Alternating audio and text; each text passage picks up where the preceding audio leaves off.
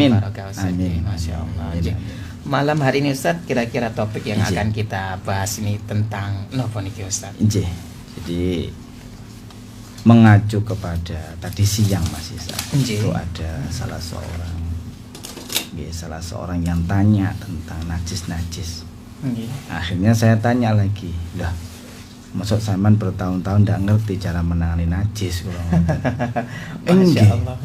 Jadi pokoknya najis diilangi gitu aja, atau nggak gitu disiram gitu aja. Nah, maka dari situ malam hari ini kita akan membahas tentang macam-macamnya najis dan cara menghilangkan najis itu, atau supaya suci kembali bagaimana.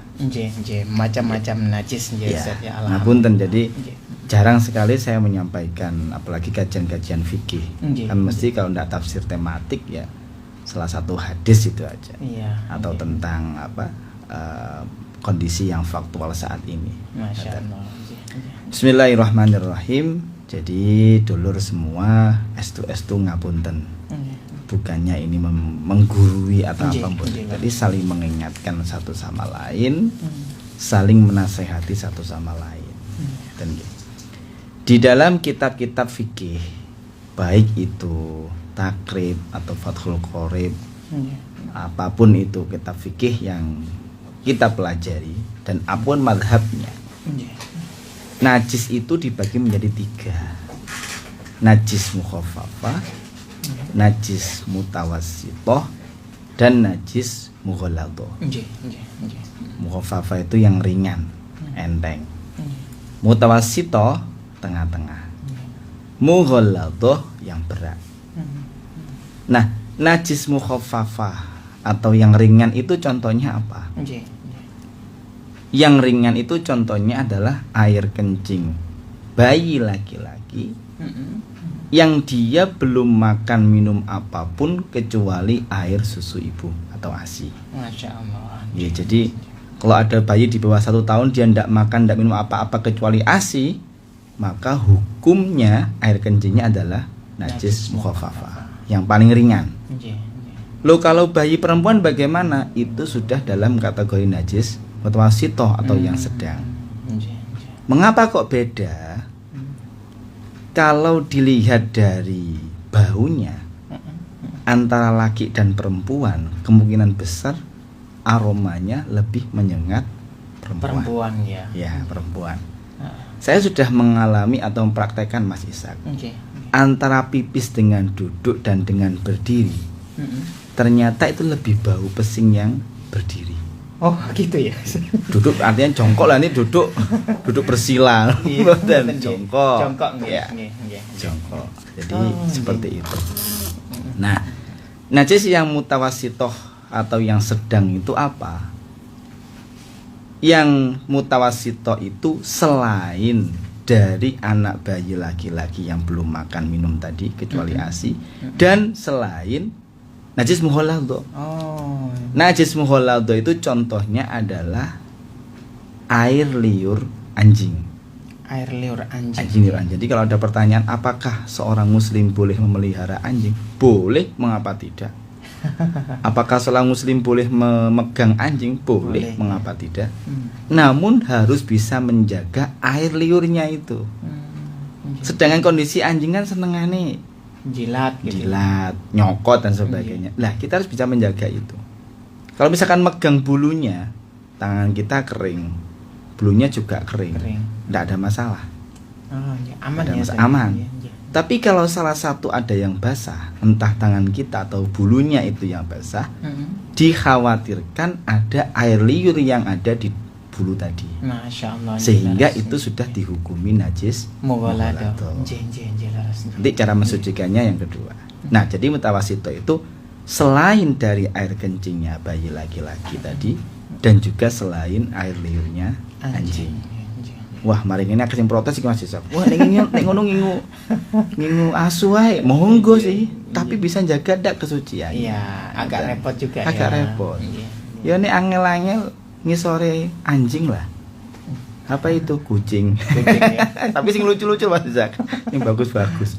Sekarang alhamdulillah kucing itu macam-macam wae. Dan bahkan kucing liar pun sekarang sudah bagus-bagus. Bahkan kucing lokal hampir tidak ada sekarang. Warnanya sudah bagus-bagus. Sudah bagus-bagus. Layak dipelihara. Ya. Nah, sekarang cara mensucikannya bagaimana? Untuk yang najis mukhaffafah, najis yang paling ringan, dihilangkan dulu najisnya. Ini ada dua. Jadi yang satu nempel di baju atau nempel di pakaian. Yang kedua mungkin ada di lantai atau bagaimana. Ketika menempel di baju, maka ini cukup. Ada yang mengatakan dipercikkan, tapi kalau menurut saya bukan dipercikkan itu. Artinya bukan dipercikkan, hanya diciprati aja. Kalau hanya diciprati najisnya nggak hilang. Maka najisnya dihilangkan, caranya bagaimana? Dibasuh cukup sekali. Oh, sekali ya. Sekali aja udah cukup. Setelah dibasuh atau dihilangkan dulu ya, diperes dulu. Dibasuh sekali, diperes sudah cukup. Sudah cukup ya, satu kali. Satu kali udah cukup. Tapi kalau dia berada di lantai, ya harus dihilangkan dulu. Ambil lap yang kering, yang basah juga boleh, pokoknya dihilangkan najisnya dulu. Setelah selesai nggak ada, karena masih ada bekasnya nih, masih ada sedikit basah. Disiram dengan air sekali saja sudah cukup. Namanya najis mukhaffafah, yang najis yang paling ringan. Lah, yang sering saya amati, terkadang orang tidak seperti itu. Jadi begitu najis, alah, ajik bahaya gak popo.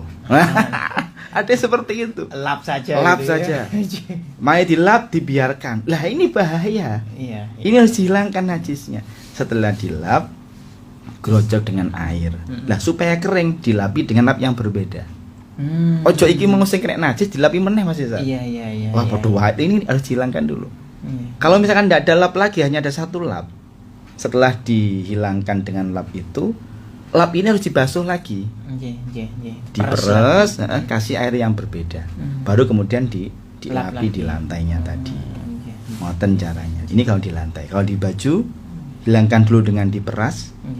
Setelah diperas, kasih air, peres lagi. Satu kali ya. Satu kali. Cukup. Tapi kalau yang tengah-tengah atau yang mutawasito, sekali tidak cukup. Berarti berapa kali? Minim 2 kali. Minimal dua kali. Hingga jadi, sampai hilang gitu ya? Ya, sampai hilang rasa, warna, dan bau. Wah, ini masuk diambung badan. Dikira-kira saja. Saya khawatir diinci Mas Pak. Iya. Coba sih masih ada rasanya enggak? Ya enggak. Ya. Dikira-kira. Oh, udah enggak ada baunya. Berarti cukup 2 kali. Oh, saya kok khawatir ya. Kayaknya masih ada nih 3 kali. Itu sudah cukup. Saya lebih khawatir lagi 5 kali. Boleh sih, tapi kaken gitu aja. Nggak usah kakek. 2 atau 3 kali udah cukup. Caranya sama. Kalau misalkan di lantai, dilapi dulu najisnya. Misalkan ada pipis. Loh, kalau pipisnya orang dewasa apakah kategori najis mutawasito? Sama. Termasuk ya. Termasuk di situ. Sesuatu yang keluar dari kemaluan depan dan belakang itu masuk najis mutawasito. Masya Allah. Baik anak kecil maupun anak besar. Tidak ada perbedaan. Tidak ada perbedaan. Kecuali tadi yang paling ringan tadi ya, anak kecil tadi, anak bayi yang baru lahir, laki-laki belum makan apapun. Kecuali. Itu pun pipisnya, bukan ngengeknya. Oh gitu ya. Bukan, hanya pipisnya aja. Nek ngengek termasuk najis mutawasito yang sedang. Saya khawatir nanti dipodoknya. Ini ya. Jadi cara menghilangkannya bagaimana? Misalkan ada anak bayi yang pipis di lantai, maka hapus dulu atau hilangkan dulu najisnya. Setelah dihilangkan, diguyur dengan guyuran yang pertama. Seret, hilangkan lagi. Seret, guyur yang kedua. Oh sudah, enggak ada baunya, sampun udah cukup. Jadi rasa, warna dan bau. Udah nggak ada warnanya kok, dari itu sudah cukup. Aman. Warnanya nggak bisa hilang, ya nggak apa-apa. Yang penting tidak ada baunya. Yang paling penting itu bau Mas Isa. Oh, yang penting warna nggak pengaruh ya? Nggak pengaruh. Kadang ngapunten ya kayak darah misalkan. Iya. Darah itu ada yang menempel nggak bisa hilang. Apalagi baju putih. Gitu ya. Yo wis gak apa-apa Mas Isa. Paling ngono. Harus digunting, ditempel enggak. Cukup seperti itu. Islam itu bukannya kok kaku-kaku amat boten. Yang penting rasa, warna dan baunya sudah tidak melekat di situ. Namanya najis mutawasito. Gitu ya. Nah, sekarang untuk orang laki-laki, ini makanya mengapa pentingnya orang khitan. Sebab kalau saya mengibaratkan seperti ballpoint gitu ya, atau spidol. Jadi kulub itu tutupnya spidol. Ketika kulit ini nggak dipotong atau ujung kemaluan laki-laki atau ujung kulit ini nggak dipotong, maka air pipis akan dikhawatirkan netes ke ujung kulit ini tadi. Iya. Ujung kulitnya. Ini harus dipotong. Jadi yang dipotong bukan kemudian alat vitalnya, bukan. Kecuali ini kebablasan maksudnya. Dokternya ngapun abal-abal misalnya. Loh, kebarus rek. Ya beda meneh nih itu ya. Setelah dihilangkan, maka kemungkinan netes tetap ada, tapi kecil. Beda dengan yang masih ada kulupnya tadi. Maka laki-laki ketika pipis lebih kita sarankan untuk gak langsung selesai. Cawik selesai enggak. Bagaimana? Digoyang dulu. Maksudnya digoyang bagaimana? Ya di apa ya? Ya pokoknya ditepuk pelan-pelan gitu. Jadi getno, tuh man, sentili kok gak gitu loro kabeh akhirnya. Ini yang lihat di streamingnya enak iki. Tangan saya soalnya gerak-gerak. Jadi gitu ya. Kalau laki-laki sebenarnya harus dehem dulu. Mengapa dem atau batuk? Paling tidak ada energi yang kita keluarkan, ada dorongan dalam diri kita. Itu yang bisa membuat tetesan itu keluar gitu ya. Sunnah ya seperti itu Ustaz ya. Nah, berdehem ketika ya, sunnah. Juga Rasulullah seperti tadi. Kalau cok nemen, aku maksa. Cukup dehem. 1 kali 2 kali. 1 kali gitu atau 2 kali. Karena ada dorongan energi yang keluar sehingga tetesan tadi juga ikut keluar. Setelah itu keluar atau setelah dehem, baru kita cawi. Cawinya bagaimana? Ya cukup dibasuh 2 kali atau 3 kali udah cukup. Jadi Islam itu mboten kok angel mboten. Lebih menjaga kesucian. Karena khawatir masih ada air pipis. Kalau perempuan bagaimana? Perempuan beda dengan laki-laki. Kemungkinan netesnya itu tidak seperti laki-laki. Oh gitu ya? Ya beda. Jadi perempuan kalau misalkan pipis dengan jongkok udah cukup. Nah supaya tidak terdengar ya keran dinyalakan gitu. Iya. Nah kan gitu. Kalau laki-laki lebih bagus jongkok bukan berdiri. Andaikan berdiri, ngapunten waktunya masih lama ya. Andaikan berdiri maka ngapunten bentuklah sudut lancip. Kalau kita lurus ke tembok asli nyiprat yo ngalor ngidul. Kemudian ke atas ke bawah. Jadi enggak cipratannya itu enggak merata. Kemana-mana. Tapi bentuklah sudut lancip sebisa mungkin sehingga air kencing kita itu ke depan. Enggak akan kembali ke kita. Tapi maksud tak praktek nih. Jadi ingatannya ini kalau berdiri ngapunten ya misalkan. Makanya saya tuh kalau di masjid atau musola saya enggak begitu setuju kalau model-model toilet sekarang itu. Berdiri soalnya. Berdiri, apalagi disediakan apa? Bayunya cowili bisa gitu. Aduh, nyawanya juga bingung gitu ya. Ya yang Islami ya melok Islami lah. Kita ndak usah niru-niru model-model yang barat-barat seperti itu. Karena emang sunnahnya memang dengan cara duduk ya. Terlebih memang ternyata itu tadi. Menurut kesehatan kan saya Allah alam nggak tahu lagi karena saya bukan pakar kesehatan. Ya memang dari segi kesehatan juga disarankan lebih bagus jongkok. Sama seperti minum juga lebih bagus duduk. Beda dengan berdiri. Kecuali misalkan minum zam-zam. Kalau minum zam-zam dengan berdiri pun tidak ada masalah. Nah ini yang saya belum melakukan penelitian dan juga belum mencari faktanya bagaimana. Kok zam-zam boleh dengan berdiri? Yang lainnya tidak boleh. Lebih disarankan dengan duduk. Jongkok ya. Mungkin nanti misalkan jadi sebuah penelitian untuk Mas Ishak tidak apa-apa ini. Siap. Apa dengan zam-zam? Kok berdiri aja tidak apa-apa kan seperti itu. Nah ini cara mensucikan najis. Sekarang yang mughalladh itu bagaimana? Sekali lagi kalau yang mutawasito tadi najis tetap dihilangkan ya. Ainnya atau wujudnya harus dihilangkan dulu. Saya khawatir ketika pipis nggak dihilang, tetap langsung diguyang. Aduh enggak. Atau ada ngengeknya nggak diambil, dijano, bukan, tetap dihilangkan, kemudian dibasuh sekiranya rasa warna bau tidak ada. Masya Allah. Ketika najis mughalladh, najis yang berat atau yang paling besar, air liurnya anjing, dibasuh 7 kali. 7 kali ya. Salah satunya dicampur dengan debu. Jadi 7 kali dengan 6 kali dengan air, salah satunya 1 dengan debu. Debu atau pasir. Debu kan wangil aja kayak gimana, debu pasir. Apakah boleh diganti pasir? Tidak boleh. Karena memang aturannya pasir. Akhirnya saya sendiri muncul pertanyaan, mengapa harus pasir? Ternyata cara mandi hewan itu ada 2, bisa dengan air, bisa dengan pasir. Coba kita lihat ayam misalkan, atau kucing. Ayam atau kucing itu mereka ketika bersuci atau mandi tidak menggunakan air, tapi menggunakan Pasir pasir. malahan ya. Nah, iya, makanya kalau kucing kan gulung-gulung. Gulung iya. Walaupun ternyata di bulunya itu tidak terdapat pengering atau susah untuk kering. Iya. Di kucing seperti itu. Tapi kalau ayam kan memang bulunya itu kalau kena air mungkin bisa ini rusak. Iya, di sisi lain seperti itu. Tapi ternyata di pasir pun ada zat atau ada kuman yang bisa membunuh bakteri yang jahat. Masya Allah. Makanya saya pengen ketika corona kemarin, Mbok yo ono penelitian tentang pasir. Gitu ya. BBS yang kena corona gulung-gulung yang pasir ngono Mas. Bisa terbebas itu Iya. dari penyakit gitu ya. ini ngapunten lho Iya, guyon, kok dikira iya, tenanan. iya. Jadi guyon. Ini belum ada penelitian sejauh itu. Harusnya. Nah, sehingga yang bisa membunuh bakteri itu ada dua, dengan air juga dengan pasir. Gitu ya. Makanya ketika terkena di air liur anjing 7 kali basuhan itu salah satunya dengan pasir. Itu dicampur atau pasir saja? Ustaz? Pasir saja. Jadi misalkan ya Mas Isa, kaki kita kena liurnya anjir, misalkan ya dibasuh 7 kali. Seret, siram lagi 7 kali. Tapi salah satunya dengan di tengah-tengah sing enak ya. Tengah-tengah dikasih apa ini? Pasir. Iya. Diosok-osok nih. Kosan teman-teman berat kabeh nanti diosok-osok. Setelah itu dibasuh dengan air. Masya Allah. Jadi genap 7 kali. Nggih.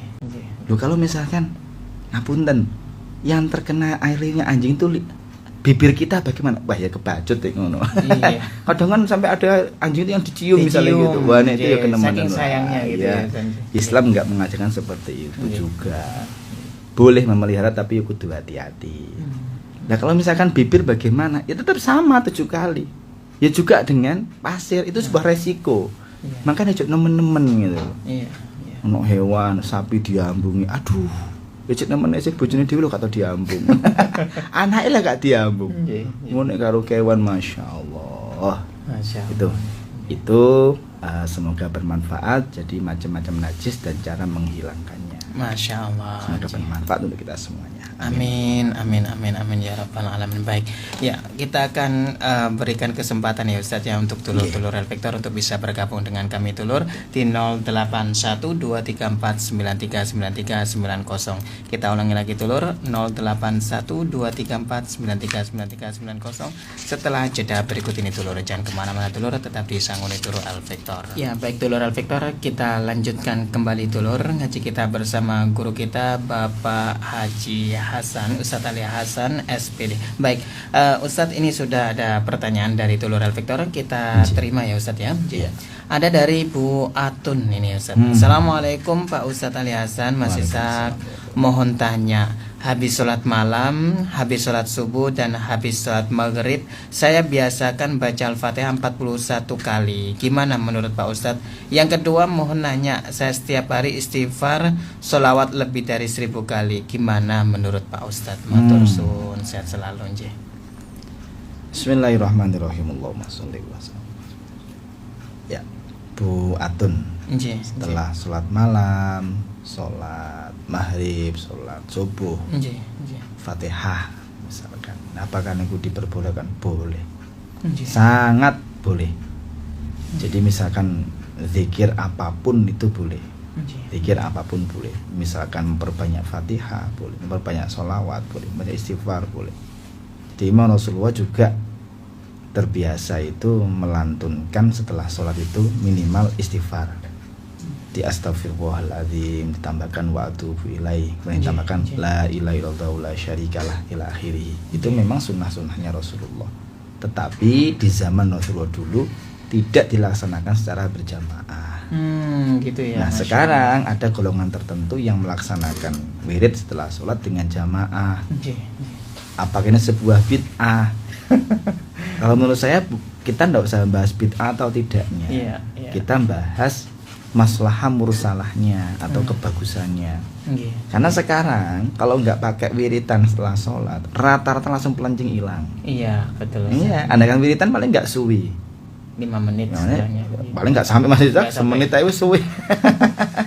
Apalagi sibuk kerja atau tersibuk dengan apa-apa. Makanya dipakailah dengan bersama-sama atau berjamaah. Ditambahkan Fatihah boleh, termasuk saya mengamalkan itu Fatihah. Kalau saya pribadi satu Fatihah untuk Kanjeng Nabi. Yang kedua untuk keluarga beliau. Fatihah lagi yang ketiga untuk orang tua. Fatihah yang keempat untuk guru-guru dan juga kakek nenek buyut saya. Fatihah yang kelima untuk anak-anak. Fatihah yang keenam untuk siswa-siswi, santri semuanya. Baru yang ketujuh hajat. Untuk hajat ya Allah, kita, hajat kulo, hajat keluarga kulo Al-Fatihah. Jadi paling boten setelah sholat Fatihah 7 kali itu tadi. Masya Allah. Kalau Bu Atun saya lebih dari itu boleh. Kalau kita pengen lebih banyak lagi boleh. Ndak pun juga enggak apa-apa. Saya Fatihah atau kata niati itu juga boleh. Jadi sesuatu kebaikan tanpa niat pun Allah sudah mencatatnya. Kalau saya khawatir Mas Isak ya. Kalau diniatkan, misalkan niat tok tapi nggak ngelakukan, dapat dinilai 1 sama Allah. Masya Allah. Apalagi telah terlaksanakan tambah loro sosok lebih. Karena sing enak saya tuh sebelum tidur mesti saya niati Mas Isak. Ngene tangi sholat malam misalnya gitu. Dilala gak tangi, kan wis niat aku. Wah, ini ilmu baru ini. Makanya menurut Gus Baha, Iya. Gus Baha ngeten malah Mas Isak. Jadi orang Islam itu gak usah khawatir, mesti dalam 24 jam pahalanya mesti akeh. Pasti ya. Pasti akeh. Mari sholat asar niat ya Allah, kula pengen saged sholat maghrib. Mugi-mugi pinaringan sehat. Dapat pahala 1.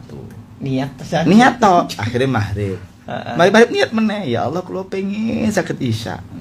Jadi pahala terus dalam 24 jam itu. Oh ya Allah. Padahal mari sholat isya juga langsung sholat misalnya gitu. Dolan udah niat. Kok aku pengen sholat isya ya Allah mugi-mugi saged sholat. Oh, itu sudah luar biasa. Arepe turu niat meneh ya Allah kula pengen subuh. Jadi Ya Allah. dalam 24 jam nafas kita itu kayak ibadah. Mau niatnya apik terus ya Mas Isak. Mari subuh ya Allah kula pengen saged duhuran. Jadi malaikat wah iki mulya tenan. Padahal yo gak lapo-lapo padahal. Tapi udah diniatkan oleh itu sebuah apa ya? Niat yang bagus. Jadi akan tetap terus dapat pahala. Nek ngono yakin lo surga, yakin. Yakin surga. Nggih, mosok arepe maksiat Mas Isak kan gak mungkin diniati apik terus. Ya.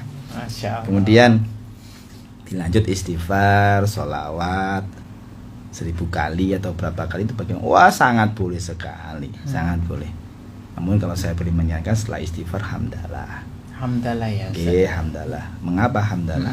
Mengapa? Supaya lebih optimis, percaya diri, optimis, lebih banyak syukurnya kepada Allah. Masya Allah. Oke, karena Allah sendiri telah bersabda la in syakartum la azidannakum. Jadi istighfar, hamdalah, sholawat. Masya Oke, Allah. ngoten untuk beratun. Ada banyak yang sebenarnya ini beberapa pertanyaan juga yang dimuskilkan oleh telur-telur Al-Victor Ustaz ya. Oke. Apakah ada pengaruh ketika waktu kita membaca Al-Fatihah yang kemudian kita khususkan gitu Ustaz kepada orang yang sudah meninggal, terutama ini untuk seseorang yang kita cintai, anak ataupun suami atau pasangan kita agar mereka berubah begitu. Oke. Apakah bisa yang seperti itu? Iya, Pasti bisa. Pasti bisa. Pasti bisa. Saya contohkan saya secara pribadi. Iya. Saya itu orangnya dulu waktu kecil ngapunten, doa bleke Masya Allah. Untung saya kita diwong gitu aja. Nah tapi saya tidak tahu ya Kak. Dulu itu rodok drablek, sholat pun jarang-jarang.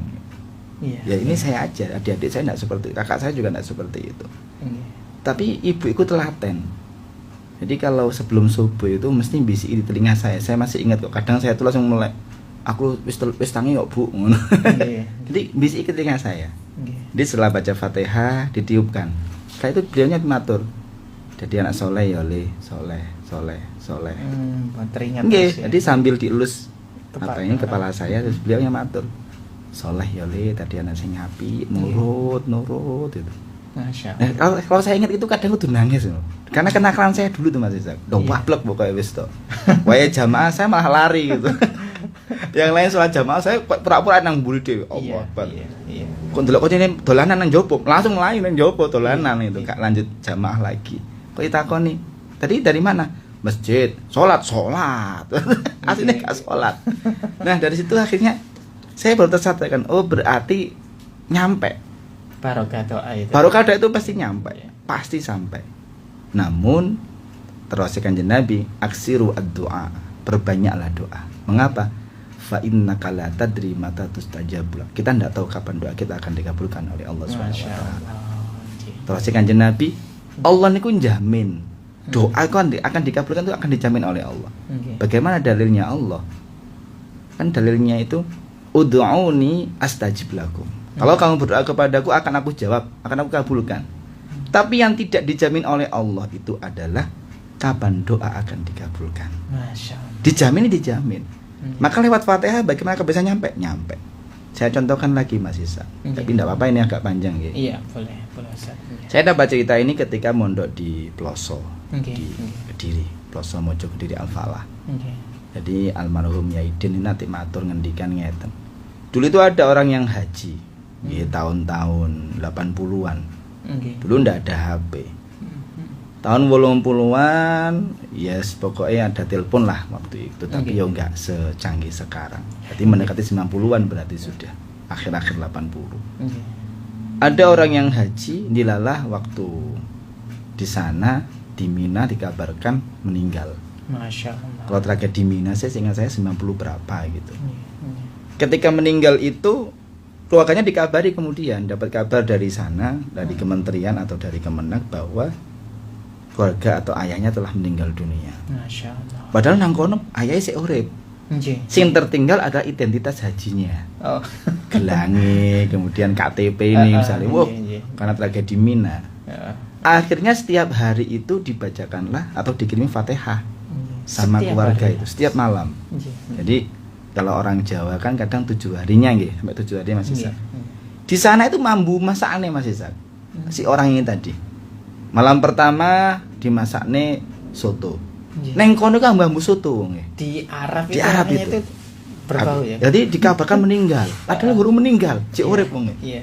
Jadi bengi apa neng kono kan selisihnya 4 jam ya. Iya, 4 jam. Aku mambu soto ya rek ya ngono. Aneh-aneh sama niki nang kene kono soto, kono siti jadi. Tenan iki yo. Wis mari. Besoknya lagi. Aku ambu apem yo. Nang kene gono apem, Cak. Jadi ngono. Lah tapi aku ambu apem iki nang kene. Ternyata di Indonesia dimasakkan apem. Akhirnya begitu pulang ke tanah air cerita. Aku nang kono lah bambu niki. Loh ya bener. Pas pertama itu masak soto. Kedua masak apa ini apem. Insyaallah. Dari pelajaran ini atau kisah ini, ojo kok dungone, masakane sok mambu. Itu lintas daerah padahal. Mbok sing ngeterno rone iki sapa? Nggih. Jadi jangan kemudian kita berpikir, wah gak nyampe. Asli nyampe. Bagaimana dengan orang yang non muslim? Nyampe. Kanjeng Nabi pernah mendoakan penduduk Taif yang waktu itu belum beriman. Ya Allah, berikanlah hidayah kepada para penduduk Taif. Sesungguhnya mereka la ta'lamun, mereka tidak ngerti. Akhirnya dapat hidayah. Andaikan doanya Allah, Rasulullah nggak dikabulkan atau nggak nyampe, pasti akan dikabulkan oleh Allah. Masya Allah. Jadi kalau kita mendoakan orang yang meninggal, mendoakan orang yang Muslim juga. Muslim pun sekalipun, tetap nyampe. Jadi nggak usah mikir-mikir atau nggak usah pelit-pelit doa. Ada orang meninggal, Al-Fatihah. Ada orang sakit, Al-Fatihah. Ada orang sampai minta doa, Al-Fatihah. Cukup itu aja, minimal Fatihah. Masya Allah. Adem ayam ngono. Udan-udan. Ini ada juga yang bertanya Ustaz ya. Assalamualaikum Ustaz, dari Ibu Rosa ini ya. Anak saya baru masuk pondok ya Ustaz ya, dan juga bersamaan dengan usaha yang kemudian saya rasa menurun pendapatannya. Kadang hati saya pribadi merasa ragu, apakah ini termasuk cobaan atau ini merupakan ujian, karena saya mempunyai niat yang baik untuk memasukkan anak ke pondok pesantren, tapi keadaan kok malah diuji seperti ini. Mohon pencerahannya Ustaz. Nggih, matur suwun terus. Jadi jangankan kita mau melakukan kebaikan, akan diuji oleh Allah. Kita masuk Islam itu loh, ujiannya juga banyak. Ngoten nggih. Iya. Saya itu sering meneng-meneng lihat YouTube orang-orang yang masuk Islam, ternyata gudone luar biasa. Ada yang mulai nol kembali, disingkirkan oleh keluarganya, diasingkan dan macam-macam. Akhirnya mereka bisa bangkit. Jadi masuk Islam itu gudone gede. Saya katakan gede, makanya ngapunten ya. Mengapa orang yang benar-benar khusyuk ibadah, benar-benar fokus ibadah kepada Allah, mengapa kok jaminan kayanya nggak kayak teman-teman? Kak soge koyo ngapunten loh ya, muslim, orang yang jarang sholat dan sebagainya. Mengapa? Sebab orang Islam itu terbebani atau mereka pola pikirnya cukup qanaah, kan gitu ya. Betul, sabar, menerima. Akhirnya apa yang mereka dapatkan seolah-olah cukup. Dan bahagia gitu ya. Iya, sudah bahagia gitu. Gak bener-bener ngejar dunia winda. Sudah fokus-fokus kerja, duhur mari ngono. Iya. Ditinggallah pekerjaannya, ibadah duhurnya. Gak cukup semono main duhur ngaji cian. Pemane kayak Bu Atun dari moco istighfar 1000, selawat 1000, selawatin nariyah pisan. Sampai asar saya itu. Asar sudah fokus ngapain pekerjaan.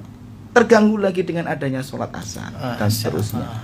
Makanya ngapunten, orang Islam yang memang betul-betul menjaga agamanya untuk bisa sukses duniawi yang bertumpuk-tumpuk kayaknya agak susah. Ya. Ada tapi ya sedikit Mas. Mengapa? Karena itu tadi mindsetnya sudah dikatakan qanaah, sabar, ikhlas, tawakal, nerima. Itu sudah menancap dalam diri kita. Makanya yang muncul pokoknya bahagia terus. Oleh seberapa pun bahagia. Nah sekarang mengacu ke sini, apakah yang Bu Rosa alami ini termasuk ujian dari Allah? Bisa juga demikian, tapi tetap harus mencari solusinya. Kira-kira sepine karena apa? Apakah ada pesaing baru, atau memang secara harga atau secara pelayanan dan sebagainya. Walaupun di sisi lain mesti ada ujiannya. Anak mlebu pondok ono ujian. Anak soleh ya ujiannya macam-macam. Gitu. Mesti ada ujian itu berbanding searah dengan derajat.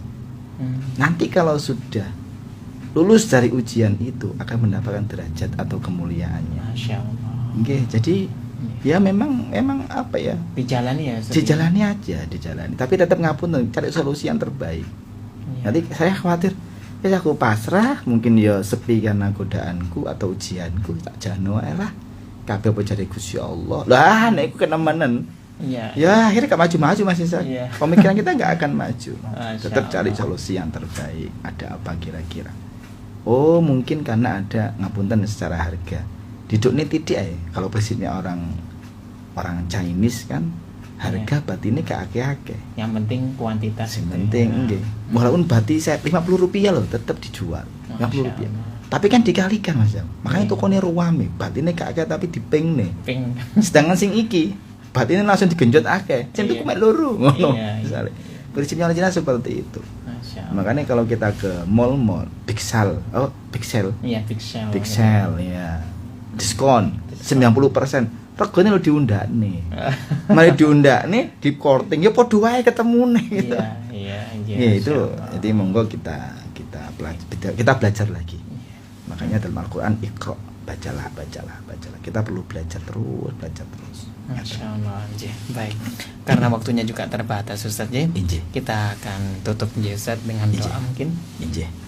Semoga kita semuanya tetap dengan sehat. Amin, ya Allah. Semua kesulitan kita dimudahkan oleh Allah. Amin. Dan Allah lah salah satu dan satu-satunya penolong bagi kita semua. Amin, ya Allah. Al-Fatihah.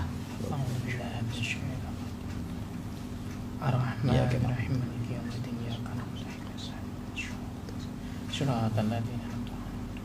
Suwun subhanakallahumma wa bihamdika asyhadu an la ilaha illa anta astaghfiruka wa atubu ilaik. Wabillahi mohon maaf. Assalamualaikum warahmatullahi wabarakatuh. Waalaikumsalam warahmatullahi wabarakatuh.